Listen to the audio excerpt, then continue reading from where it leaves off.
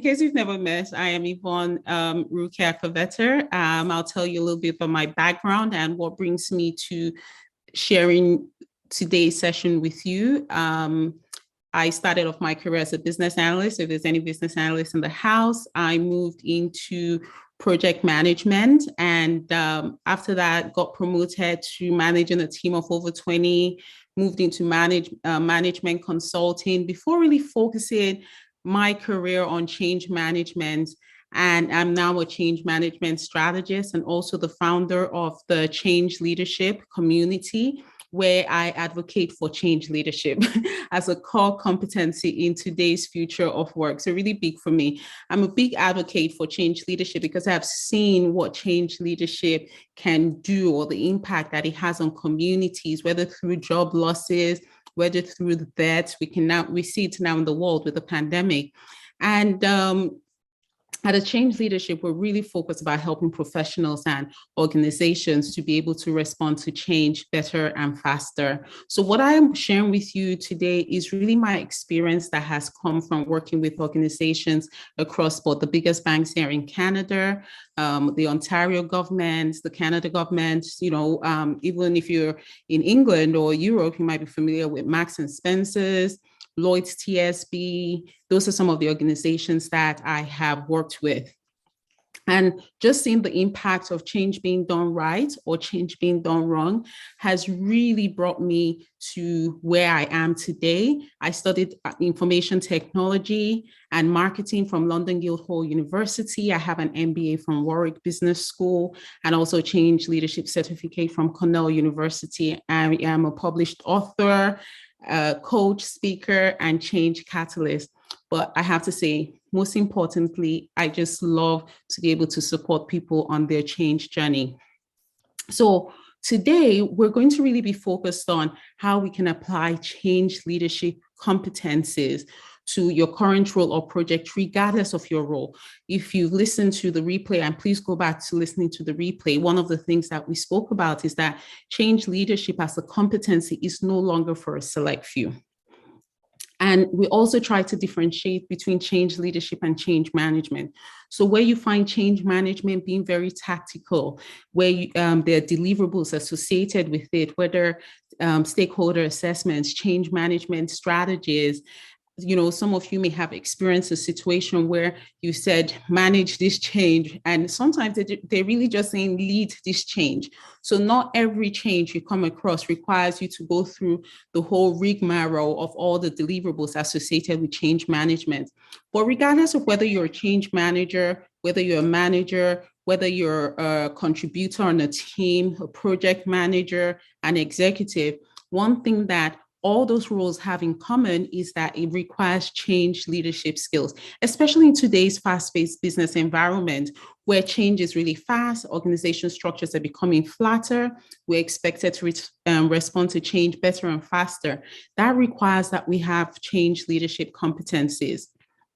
And when we talked about change leadership competencies in the very first masterclass, we touched on various change leadership competencies and how you can develop those change leadership competencies. Personally, there are 10 change leadership skills or competencies that I focus on. And in my Change Leadership Accelerator program, we go into depth on the 10 change leadership competencies, some of which I touched on in the very first masterclass. However, the focus of today's session is going to be on empathy. And we're going to be looking at some practical and simple ways we can apply empathy when it comes to leading change, regardless of your role, regardless of your responsibility. What does it mean to be able to lead change with empathy? That's going to be our focus for today's session. When we lead change from a place of empathy, we're usually saying it's about understanding your stakeholders and that they have different needs and that they respond to change differently, depending on be it their role, depending on the level of impact, depending on whether they're managers or non-managers, whether they're introverts or extroverts. So being able to lead with empathy is about saying, I'm going to put people first. It's about saying I'm going to lead from the heart and I'm going to lead authentically when it comes to leading change. A great dictionary definition for empathy is about the ability to understand and share the feelings of another. Well, I'm going to touch on that in a bit. But when we talk about empathy and even talk about why empathy is important, some of the benefits that come with being able to lead with empathy is that you get a broader perspective of the change and the impact of the change. Because it's easy for us to go into a change situation and think, this is how people must be feeling. Or, if they get all of this communication, they'll do very well. It's easy for us to think about the change from our perspective. So that's why we do what we call a stakeholder impact analysis or change assessment. If you're in a change management role, we sometimes do that so that it helps us better understand our stakeholders. So that's one way that you can practice empathy, is really saying, how do stakeholders feel about this change? That's empathy, so that when you come to creating the change plan or the change strategy, you're able to create it in such a way because you understand where your stakeholders are coming from and what will work for them, as opposed to making assumptions of what you think would work for them. When we lead from a place of empathy, when it comes to leading change, we can make better informed decisions. So be it around that change strategy, be it around that change management plan, that will be based on understanding where, again, our stakeholders are coming from. So that's another great reason to lead from a place of empathy, so that also we can get buy-in from our stakeholders.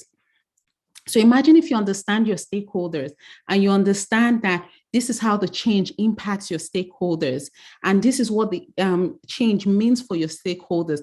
That automatically means that when you design your communication, or when you design how the change will be implemented and rolled out, you can design it in such a way that it works for your stakeholders. So that's another important thing when it comes to leading and managing change from a place of empathy. So I'm going to go through empathy in just a little bit, because I want us to understand empathy before we go into looking at a case study in terms of how we would apply empathy in that situation. So first of all, I want us to differentiate between two types of empathy. So yes, I provided the initial definition, but now this is where I want us to really differentiate what empathy means in the workplace. Many times I get the questions from people who say, oh, every time I try to apply empathy when it comes to leading change, I get overwhelmed. Sometimes I find it difficult to even make decisions for the stakeholders. It just seems overwhelming. Does anybody ever feel like that? That, all this thing about empathy can be very immobilizing. It can destabilize us even in leading change. However, the difference is when we apply emotional empathy versus cognitive empathy. It's very important that when we're applying empathy in the workplace, from leading and managing change or driving change, that we come from a place of cognitive empathy. And cognitive empathy focuses on our ability to understand what someone else may be feeling and their perspective, which is different from emotional empathy, which is about trying to feel what they are feeling. So if you ever try to feel what somebody else is feeling, just know that that will be draining on you. You don't even want to go there. Just think about all the energy it will take. And that's why, if anybody has ever heard that sometimes empathy can be a bad thing, there's a book actually that talks about a case against empathy. When we focus on feeling how other people are feeling, then, it makes it very difficult for us to make decisions, but it can also create bias in the workplace. So a great example I like to give is, if you're a mother, you have kids in daycare, you're in the workplace, and then you have to talk to another mother who is in the workplace. And she says, oh, I have to go pick up my kids at 4 p.m. because that's when the daycare closes. So that's emotional empathy immediately, because guess what? Because you're a mother, you understand how they may be feeling. You understand how, they need to get to the daycare so that their child is not left alone. Or they don't pay any extra money. So you understand all of those things. You can really empathize with them emotionally. So you're like, go, go, go, go, go. I'll take care of it.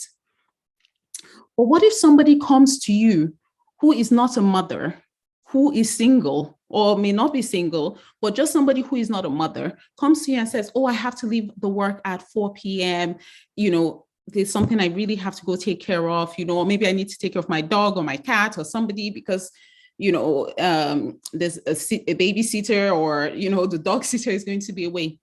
Maybe because you don't have a dog, you don't have a cat, or you don't understand where they may be coming from because you don't have emotional empathy for that situation. You may just say, hey, look, this work needs to be done. Can you please finish it before you go? That's an example of applying emotional empathy where you are unable to feel what they may be feeling, except maybe they describe to you the whole situation. So maybe the mother didn't need to describe to you the impact of if she doesn't get to the daycare on time, what that would mean. The minute she just says, well, I have to pick my child from the daycare, you immediately understand that you're all emotionally connected because you have a child. But for somebody else, if they don't describe the situation, you don't fully understand, you may find it difficult to apply empathy. So that's why in the workplace, it's important that we apply cognitive empathy, where we take the time to understand where somebody may be coming from or their perspective, to help us make a judgment on the situation or help us develop strategies or work with them in order to be able to apply the empathy effectively or to be able to lead the change and manage the change effectively or develop solutions that will help support the change. As I go along, please feel free to drop questions. I will be taking questions at the end. Hopefully I don't go over time in all my passion discussing about this. Here's an example of why there is always perspective and why there is need for us to be open-minded. If you're on the left-hand side, looking at this diagram, somebody might tell you it's a W, and you're like, no, it's not a W, it's an M. Because from your perspective, how you see things is an M, because that's what you see. Empathy is about saying, let me take a second to understand why that person might be seeing a W. It can be M, it can be W. It's all about the person's perspective and why we need to take time to look at the situation. Or it could be that they see a 6 and you see a 9, or they see a 9 and you see a 6. But in this situation, they are both seeing different numbers and they're both correct. But the minute that you can take time to understand where they're coming from, where you seek to understand the bigger picture, where you apply curiosity and involve the stakeholder from the start of the situation, then you can start to understand how to tailor your strategy, how you work with the stakeholder, because you have a bigger picture. And saying that while I may be seeing a 6, they are seeing a 9. What do we need to do to work together? That's so very important why we involve our team members, our stakeholders, our users in the bigger picture, because we don't have the true picture of the story. We don't have the bigger picture of the story. I was talking to a client the other day and they said, oh, what if people had different perspectives and they wanted to implement things and you have a perspective in terms of how this would needed to be implemented? I would say I would welcome different perspectives. I want to hear different perspectives. I want to know where they're coming from as a stakeholder. So when we think empathy and how we can involve the stakeholders, if we're in a project scenario, think requirements, think stakeholder assessments, think, different ways of doing things, think about stakeholder language. So when we're even applying empathy, we have to think stakeholder language that people may not always understand what it is that we're saying. There's a situation I actually really thought that everybody understood what I was saying. Language, this is important. So has anybody heard the term kettle of fish? Anybody ever heard the term kettle of fish? Let's see. Yes. You see, no, a few people. And so one person, no, yeah. So Catherine, or somebody who said yes, I want you to quickly just on mic and explain what kettle of fish is. Anybody? I think it's sort of like I know the term, but I know what you mean. It's sort of a grouping. It's that the sort of it goes the same kettle of fish is what I know it as. So sort of like a. I know. So I'm with you. So if somebody asked me to explain kettle of fish, it would be different. But anybody who knows what kettle of fish means, it's the whole 9 yards. It's a bunch of everything together. It's like bringing different perspectives together. So the whole kettle of fish, it can mean anything. But kettle of fish is not universally understood. So I remember being in a session and I kept on using kettle of fish, kettle of fish. This was actually on Clubhouse.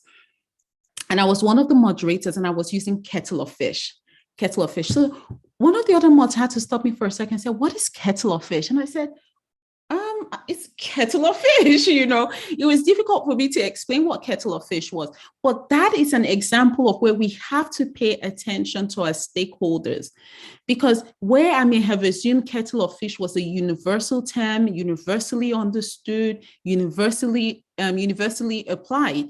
Imagine me being in a situation where I have to go speak to my stakeholders. Maybe I'm the leader on the project, or maybe I'm the visionary or the executive, and I start using terminologies that they may not be familiar with. I am not understanding where my stakeholders may be coming from. So when they start to push back on the change because of the language I may be using, or because they don't understand the change, I may start to say, oh, they're very resistant to the change, as opposed to looking at least inwards and say, maybe they don't understand where I'm coming from. So that, in a simple term, is what empathy is about: understanding our stakeholders so that we can even start to tailor our language and the way we work with our stakeholders and understand where they may be coming from. When all is said and done, one of the things that I want you to understand is that empathy is about putting the recipient of the change and other stakeholders at the center of the change. It is about making them the hero in the story. So whether you're a change manager, whether you're a project leader, whether you're a change leader, whatever change it is that you're looking to do, never think about yourself as the hero who has come to save the stakeholder. Always put them at the center of the story, to make them the hero in the story, make it about them. And that is the key way that you will always get more buy-in when it comes to leading and driving change, when it comes to managing the change, when it comes to getting a more positive response from your stakeholders. Think about the stakeholder first. So let's look at some practical tools and some practical ways that we can actually apply empathy. So the first tool that I want to share with you is the Kubler-Ross. So the Kubler-Ross change curve is something that is almost a little bit controversial. I remember having a discussion with Jen this week, and saying, Jen, okay, I'm going to talk about this today. And so if you haven't met Jen, she is in the audience with you. She's supporting this session, and we've been running the 4 masterclass series. And when I said Kubler-Ross, she was like, some people have issues with the Kubler-Ross. I took the time to explain the Kubler-Ross. One of the things that I want us to always remember when it comes to models is that models are not black and white. Models are frameworks. They provide us with guidance. They're visual. They help us understand a situation, but it is never black and white. It is never verbatim. It is not set in stone. It just provides us a framework to guide us and help us to make decisions. So we always have to tailor models to the best situation for our project, for our situation, for whatever change it is that we're leading. So I'm a big proponent in having various models in my toolkit and layering them on top of each other based on what I need to do. So I might use a little bit of this, I might use a little bit of that, but when you understand the model and the guiding principles or the principle behind the model, it helps you to better use the model. So here's a Kubler-Ross change curve, which talks about the fact that anybody going through change can go through change, whether from shock, denial, frustration, depression, experiment, decision, or integration. But guess what? It does not have to be linear. People can jump all over on this. You might find some people think about the pandemic. If we talk about the Kubler-Ross, let's use that as a case study now. When the pandemic first started, before it was even called a pandemic, it was called COVID-19. The first thing that we see was shock. It was surprise. What's this? COVID? No, it's not really happening. Was the next thing. Denial. There was disbelief. People were looking for evidence to say, it's not true. No, the pandemic doesn't exist, and some people still feel that it's a conspiracy theory. There are different things out there. So while some people may believe it exists, some people may believe it doesn't exist. And then the next thing, there was frustration when, we suddenly had to all work from home, remote working. Some people weren't even familiar with ever having to work remotely. Some people were like, what's going on here? Suddenly people couldn't travel. It's been labeled a pandemic, so now people were getting frustrated. So from shock to denial to frustration of how they were experiencing the change.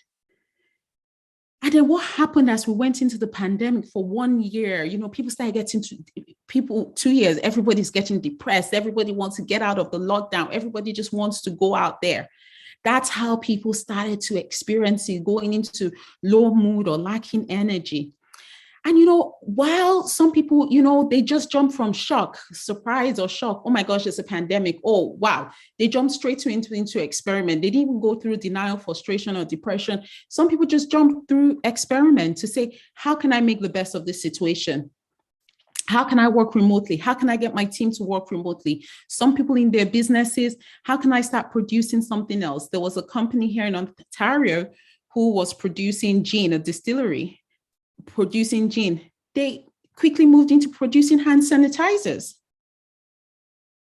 So while some people that did not have delivery in their restaurants, they jumped quickly into experiments. How can I start doing Uber Eats, DoorDash, skip the dishes? How can I start doing different food types? How can I change my menu? Some people like, how can I change my location to use it for something else? Some people jumped into experiment, and some people just went into depression, closed down their business. I can't do this anymore. And then it goes on, it could be decision, integration. And now, even as we come out of the pandemic, some people have integrated. I'm still on DoorDash, Uber Eats, I'm opening my restaurant. Some people have turned around. There was this case I read recently where there was, I believe, a cinema.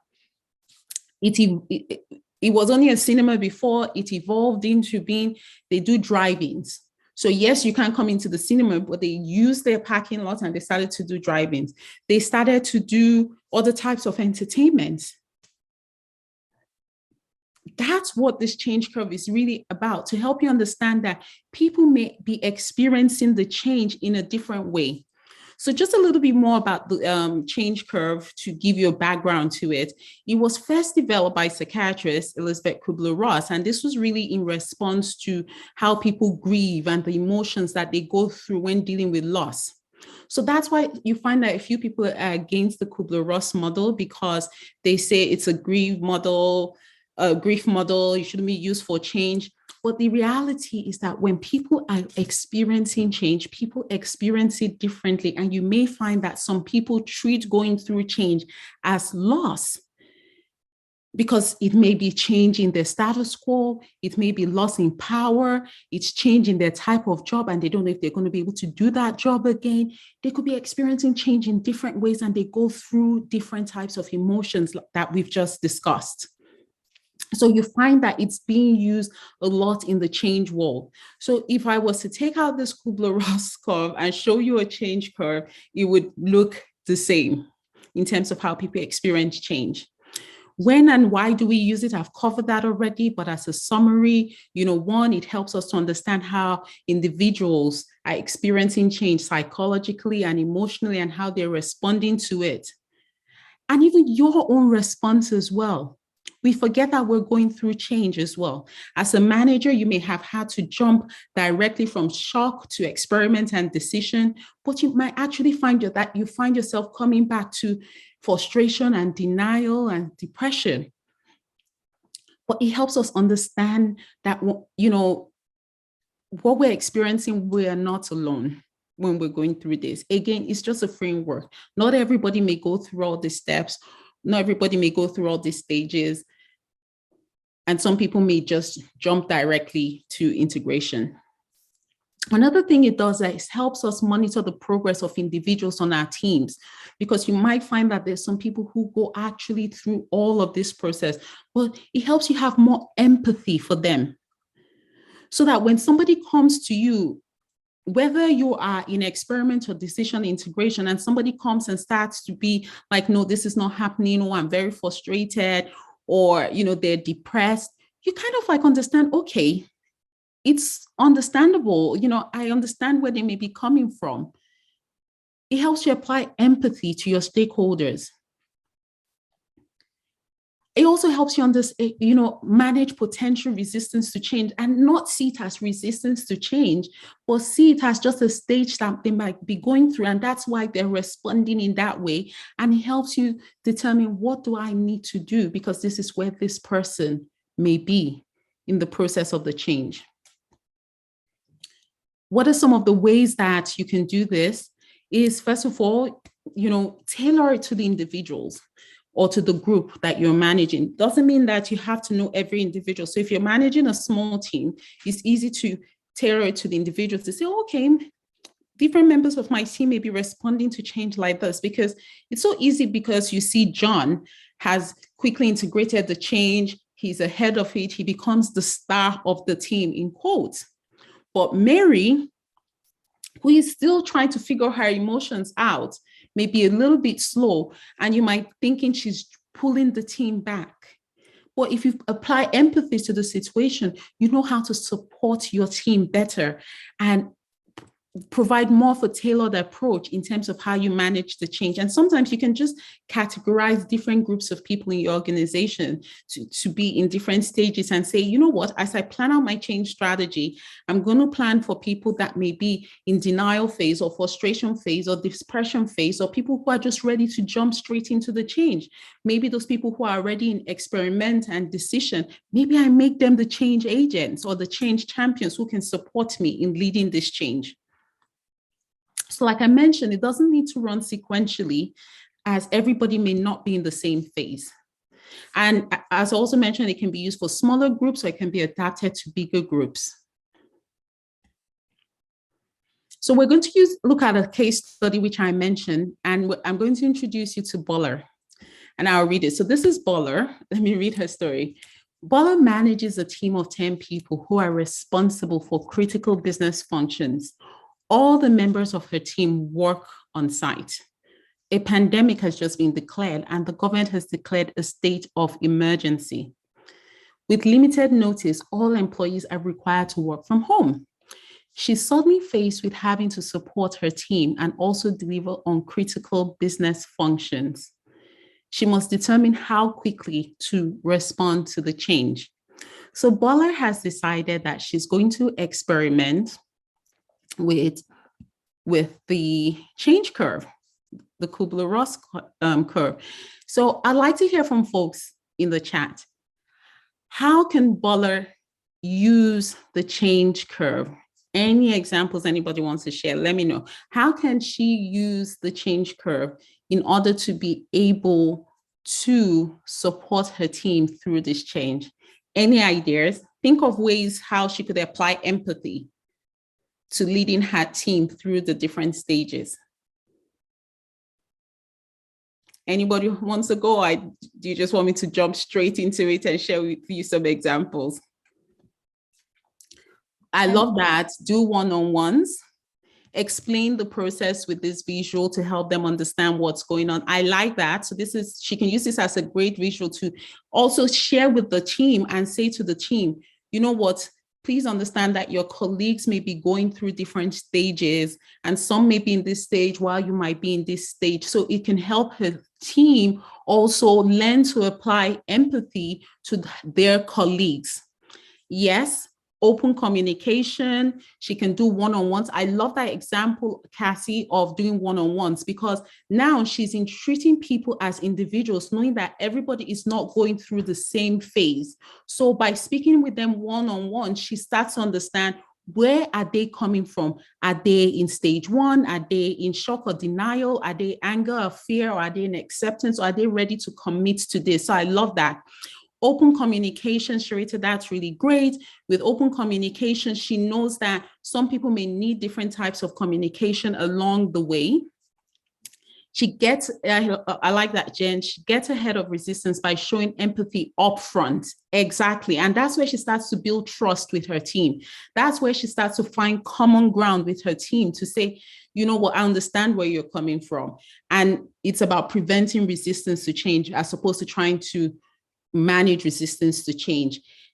I like that Doher explains what's going on, be straight up. This is normal. Exactly. Because guess what? When people are going through some emotions, they might think I'm the only one. Why am I the only one? Why is everybody ahead? Why is everybody okay? Why am I the only person not, on board? Why am I the only person depressed or in a low mood? So it definitely helps. Heather mentioned also naming the emotions is very powerful, not just cold professionalism. So true. It normalizes it, empathy, showing empathy. Stephen says, would having people who are further along work with people who are needing more time to adjust help? You know what, Stephen, that's a great question. And that's where having those one-on-ones is very important, because when we're applying empathy, because we're coming from the perspective of the stakeholder, when we don't have the answers to the situation, that's where we ask them the question. An example that I use is, imagine somebody who has just lost a spouse, a partner, or somebody, true life situation. The boss immediately says, oh my gosh, you've just lost somebody in your family. I need you to take all the time you need off. I'm going to get somebody to step into the situation and sort this out. And you don't have to worry about work. Take all the time you need off. She's applying emotional empathy because she can't imagine losing a child, a spouse, a parent, or whoever. But what about if that person wanted to work? True life story happened and the person says, no, I don't want all the time off. I want to work because it will help me take my mind off things. How many people on this call, if you were in the manager's situation, you'd be quick to say, take all the time off? It's normal, to want to empathize with what that person is going through and give them all the time off. But guess what? That person may not want all the time off. So having those one-on-one conversations is very important because you understand what the person needs. So Stephen, in that situation, it would be better for you to say, hey, I know you're struggling through this. Would you like me to pair you up with somebody else? Would you like support from this other person? Or just have a team meeting and let people make the decision. So going back to what we said earlier, we're not the heroes in the story. We've not come to save the world. We've come to engage with our stakeholders to share with us the best approach to help us collaboratively work together. So I can go on and on. I love the questions, so please drop the questions in there. So we've spoken about this, and so thank you for that. Great. Empathy will definitely help Boller to determine, how her team and stakeholders are responding to the change, and to help her more effectively address what they may be experiencing to help them move forward in the change process. From a communication perspective, she now knows, what do I communicate? When do I communicate? And how do I communicate? And who do I communicate to? Those are the kind of things that empathy can practically help you do. Another tool that I want to talk about is the head, heart, and hand model, and how we can practically use it to apply empathy when it comes to leading change. Just checking on my time, 20 more minutes to go. So I'm going to try to get all of this in. So who's who's familiar with the head, heart, and hand model? If you are, drop a comment in the box. I want to see who's familiar with it. Simply put, this model is so effective and can be used from a two-way perspective. So first of all, it helps us to have more self-awareness within. I always say that you must know yourself in order to become a more effective change leader. But this tool also helps us to be able to understand our stakeholders better in order to be able to work with them more effectively. So the head hand-in-hand model says that people respond to change, or people are different or emotional, or people's behavior, whichever term we want to use. But in this situation, people respond to change differently. How we respond to change, how we receive change, how we drive change also differs based on our style. So if you're a head person, and most times you find a lot of people who are CEO or executives, and if you're a change leader as well, it's always about they're thinking ahead, they're thinking the big picture, they're very logical, they're thinking what needs to happen, visionary, strategic, goal focus, so that's why every time they say, what's the executive summary? Because they just want the big point, they want the quick points, get to the point, tell me what to do, what do we need to do as an organization? Then you have the people who may be heart people. And many people in change management, many people in HR, it doesn't apply across, but you find that those people tend to be the heart people. They're all there thinking, how is this going to affect people? They want to listen to people. They want to make people part of it. They want to encourage people. They want to be supportive of people. Then you have the knowledge people who are just the hands-on people. They want the detail. Think accountants. They want to know the details, how we're executing this, show me the process, they're asking all the questions. So as an example here in Canada, I'll tell you a little bit about what happened when the pandemic first hit and the different responses. So we had the Prime Minister, who you would call in quotes. So Prime Minister, for anybody who may not be familiar, is more like the president in some states or countries. And you had the Prime Minister saying, oh, the pandemic has hit. Here's some money for you. Here's some money for you. Here's your money for as a business owner. Here's your money. So he was just doling it out, but because he was from a perspective of thinking, how is this going to support people? What do people need? Thinking a little bit about that. And then you had some people who were very logical, big, long-term thinking, what you would call head people, saying, how exactly is this going to affect our budget? What does it mean in the long run? If we're giving out all of this money, what does this mean to the economy? Where is this money coming from? They were just logical. Let's call a spade a spade. And then you have the hand people who were more all about, can you please tell us exactly how we're going to get out of this pandemic? Can you give us some details? What's the plan? What's the step-by-step approach? And all of these people are not wrong in their questions or what they're asking or how they're approaching it. It just goes to show that we are all different in terms of how we respond to change, how we lead change, and how we drive change. So none is good or bad. I want to share with you this case study. Let me go in here. Do you see, I just want to make sure, do you see a screen? What do you see? We see, it says the change leadership. Okay, all right. So you're seeing a screen, right? So I'm just going to play this. Let me know if you're playing. Can you hear? Yes.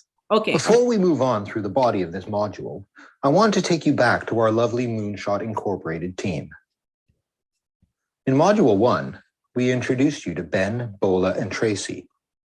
We considered Bola and her team, and we looked at how Bola used the Kubler-Ross change curve to help lead her team through the changes caused by the COVID pandemic. In particular, the difficulties and emotional responses caused by having to work remotely. Now, we'll take a look at what Tracy has been up to. Remember that Tracy does not necessarily have a position or title and could easily be you or a member of your team, a change leader or change champion. Tracy has come up with an amazing idea, which she thinks will provide a huge boost to Moonshot, and it requires the use of new technologies such as artificial intelligence. The questions Tracy is pondering are, how will I go about this? What will I need to do to successfully introduce this idea into the organization? She doesn't have a management role, so she's unsure where to start to introduce her change. She knows that she has to get her boss, who is a senior manager, to buy into the idea, as well as the technology team to support it.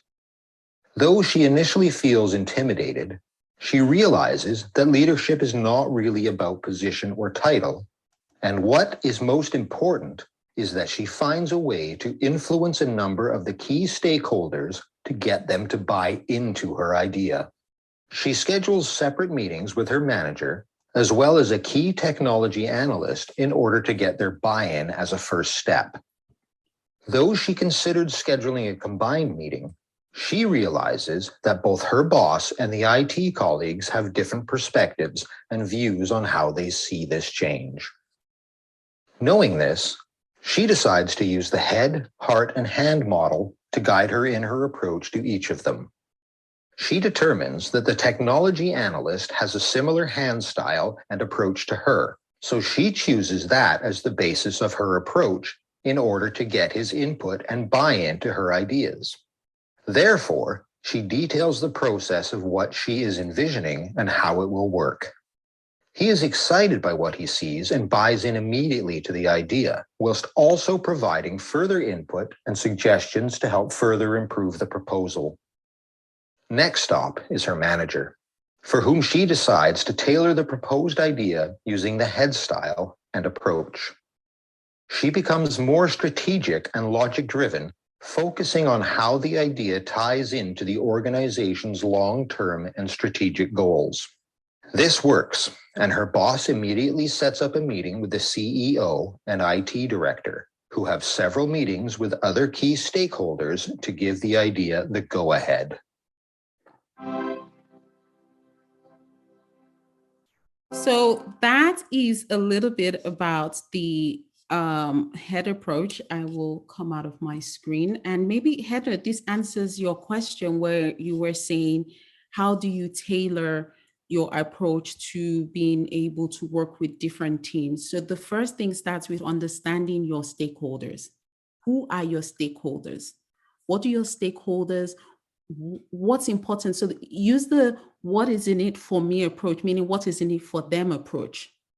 So while they have different capacities, which you've already identified, which is really great, so you understand that they're coming from different perspectives. So group them into what is common between them to say, okay, what would their needs be? What kind of information do they want?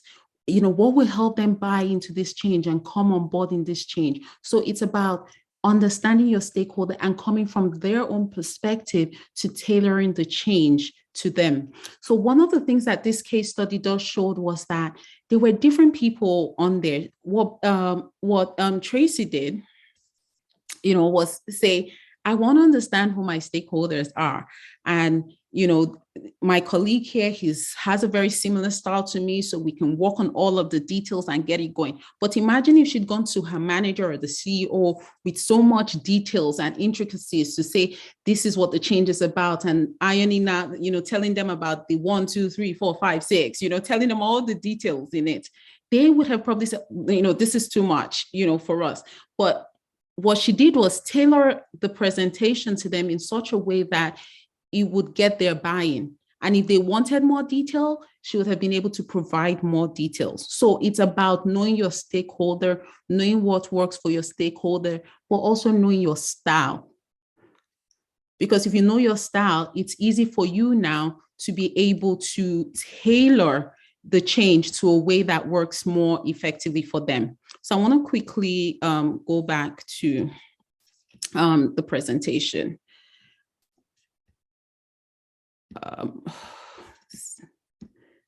Can you see the screen? Back to the same screen? Yes. Okay, and on the right screen. So if you want to know your style, here is a quick quiz. You can go, just type this out. I will put it in the chat a little later, if you stay till the end, or just, copy this or screenshot it and bit.ly/hat and hand. That will show you what your style is in order for you to say, okay, so maybe I'm a really hands person, maybe I'm really a heads person, maybe I'm a heart person. So check that out. Once you know your style, it helps you to tailor your style so that when you're working with people, it helps you understand where they may be coming from and what you need to change in order to more effectively work with them. So as a very quick summary, how do you lead with empathy? One, actively listen with your ears and your eyes to understand what is being said or what is not being said. You need to be emotionally intelligent, be observant, be considerate of your team and their stakeholder and their feelings and their perspective in what needs to be done. Three, seek to understand that your stakeholders have different needs and that they respond to change differently. Very key.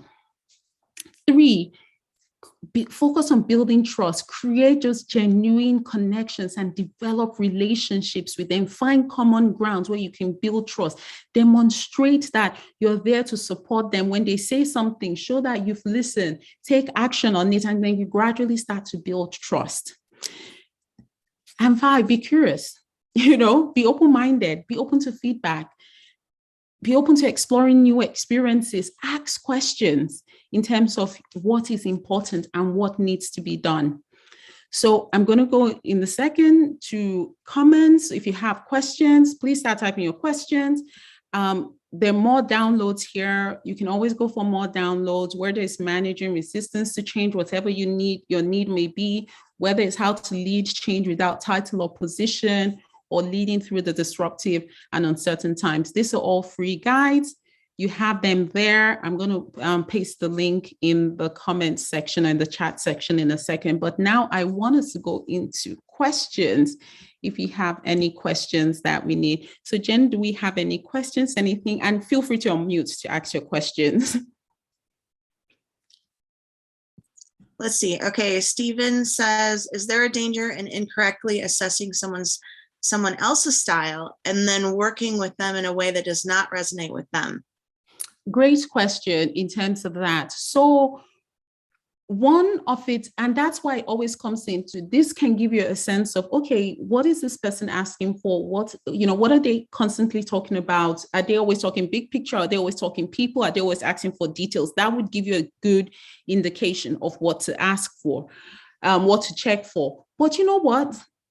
Just ask them. So when I'm working with my stakeholders, when I'm doing like change management, and I still lead change as a change manager, when I'm working with my stakeholders, I always have a representative from a stakeholder group. So we divide, depending on the size of the change, and you just ask them, how does your group like communication? What do you need me to provide? So sometimes it's asking the simple questions and not always trying to figure out the answer. It's easy for us to want to go in there feeling like we have the answers, but when you ask people questions, it's more engaging for them. They feel more valued, they feel more heard, they feel more listened to. So imagine saying, hey, I need to communicate this, or I need to share this information with you. How do you want me to share this information? What's the best approach? And then suddenly you share the information with them in a way that resonates with them. They almost think, oh my gosh, this person listened to me. That's a simple, quick win to driving empathy, to show, to showing people that I'm listening to you, and you can trust me that when I say something, it will happen. Any other question? Yes, Kay Kirscher, I'm sorry if I said that wrong. They ask, can you use this model also for change communication to tailor presentation to communicate the change story? And how would you do that? Yes, you can do that. So the best way to do something like this is, when we spoke about whether the head, heart, and hand model, or we spoke about the Kubler-Ross model, what you're doing is getting a better understanding of your stakeholders to say what kind of communication would be best for which type of stakeholder group. So like, for instance, when people send out communication, they always think, oh, let's send out by email and let's send out all the details. But if you take into consideration that there's some people that may be heart people, or some people that may be heads people or hands people, you now start to think about the different channels of communication that I can use. Maybe some people want email, maybe some people want the information on the internet, maybe some people want us to have in-person sessions, maybe some people want virtual meetings. You start to understand that, first of all, your stakeholders are different and different things may appeal to your stakeholders. So you now create various channels. Then you also create different levels of communication. So if you were to go to HR, and we have Tracy on here, I see Tracy who is in HR, she's a HR director. Hi. Hi. You might now go to Tracy's team or HR people who are likely to be more people focused and hard focused, and say, hey, you start to talk about how this change is going to impact people, what it means for the people. So you tailor your communication a little bit. And then if they ask for more information, you can always provide it, but you come from a place of heart. Then if you're going to talk to a group of sponsors or stakeholders, so take, for instance, when you're driving change, you might have sometimes I've done what you call a sponsor roadshow, where you're going to executive meetings. When we go into those executive meetings, we don't go in with all the detail of saying, oh, you know what, it's really going to affect the people this way, and this is what's going to happen. They want the big picture, because guess what they're being held accountable to? The cents, the dollars, the strategy. So you go in there saying, this is the big picture of how it's going to affect your team. This is the big picture of how it's going to affect your strategy with the organization going forward. This is what it means for your team. This is how it's going to stop work on your team, or it's going to bring in work into your team. Let's call a spade a spade. They have different needs. None is bad, none is any better, but everybody has different needs and focus. If you go to somebody who is an accountant and start to try to bring them in and say, well, you know how it's going to affect people, and some people may not be feeling too happy to come into work. Tracy understands that. Tracy understands that if people are not happy to come to work, it's going to affect performance. She can link the dots immediately. And if it affects performance, it affects the bottom line. But someone in accounting may not be able to put those dots together. So it's your responsibility to tell the story to them in such a way that they buy into it. So it's understanding your stakeholders so that you can get buy-in. Do we have another question?